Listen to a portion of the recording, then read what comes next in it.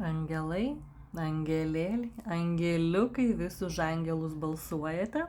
Tai mėgstamiausias ir mylimiausias angelų žinutės jau čia.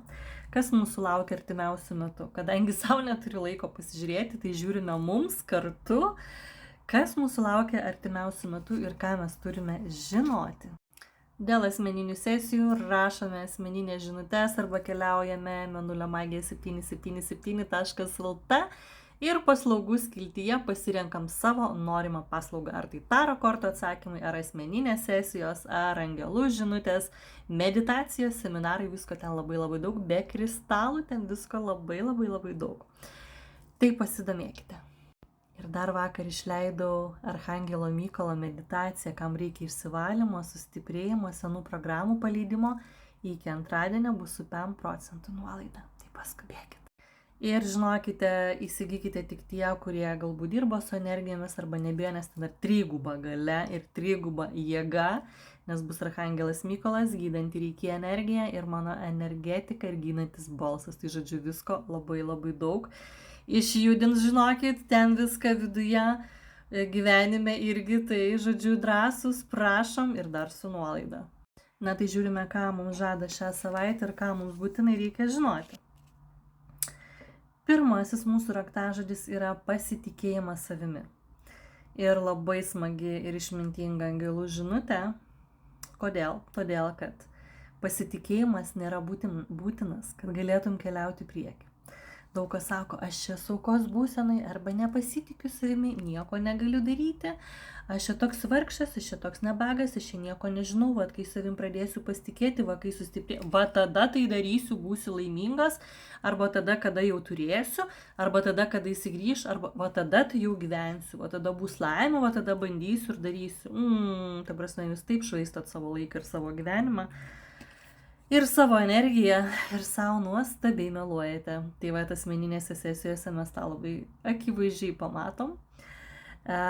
Nes tiesiog reikia daryti. Čia net nebūtinas pasitikėjimas. Čia va ir sako angelai, esmė yra žingsnio darimas. Esmė yra bent jau po mažą žingsniuką. Patį mažiausią žingsniuką. Kad ir vieną žingsnį dieną, bet pasistumėti priekį, ar paskambinti, ar parašyti, ar išsiųsti, ar kažką pasiplanuoti, bent mažą žingsnelį, va tai bus judėjimas į priekį, o ne tada, kada tu belenkaip savim pasitikėsi. Plius nedirbi šito klausimu, tai iš kur tas pasitikėjimas pas tave ateis, nebent tik vaikšto asmeninės sesijas, arba pats savim ten, žodžiu, saviugdą užsiemi, tada okei. Taip, toliau. Labai svarbi irgi žinutė, turi galimybę atleisti ir vėlgi tai įtakos labai stipriai tavo gyvenimą, labai stipriai.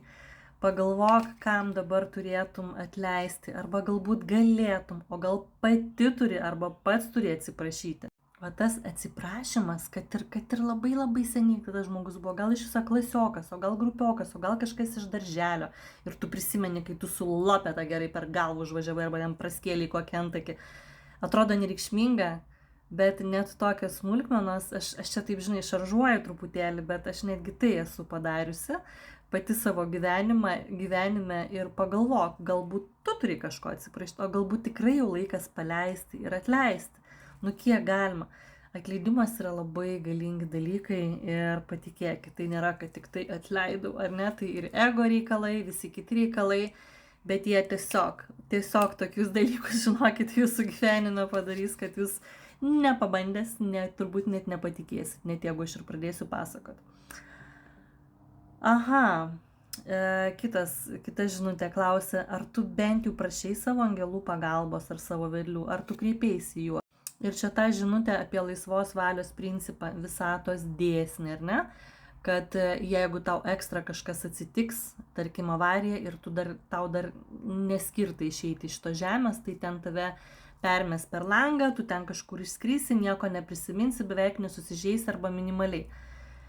Nes tau dar nelaikas. Bet jeigu tau reikia pagalbos, visur yra laisvos valios principas ir kol tu nepaprašai savo angelų pagalbos, jie negali įsikišti, jie stebi, jie mato kiekvieną tavo mintį, kiekvieną tavo žingsnį, visas tavo mintis, visus tavo sapnus ir planus, kaip ant delno, ar ne, kaip ir Dievui, bet jie negali tau padėti. Jie neturi teisės, ar ne? Tai yra tam tikri visatos dėsniai, kurių negalima pažeisti, ar ne? Niekam. Nei būrėjams, nei magams, nei panašiai. Niekam, ar ne? Kas pažeidžia, tai ten kiti reikalai. Bet tik pasakiau, kaip nujausdama, ar ne? Apie nešvarius dalykėlius. Ir vat kažkam tai laikas išsivalyti.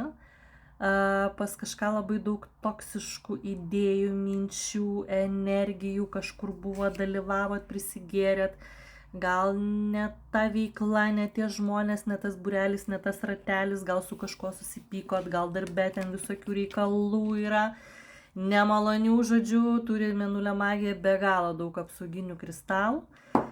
Tai welcome, kas pasimeta, kas nežino, tikrai viskas gerai, dėl to ir esu aš čia, kad jums padėčiau.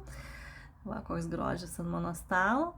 Ten dar kiek grožių visokiausių, tai elektroniniai parduotuviai galite išsirinkti patys arba tiesiog parašyti man žinutę, kas vyksta jūsų gyvenime ir padėsiu jums išsirinkti tam skirtą kristalą, kuris jums pagelbėtų tam tikroj situacijai.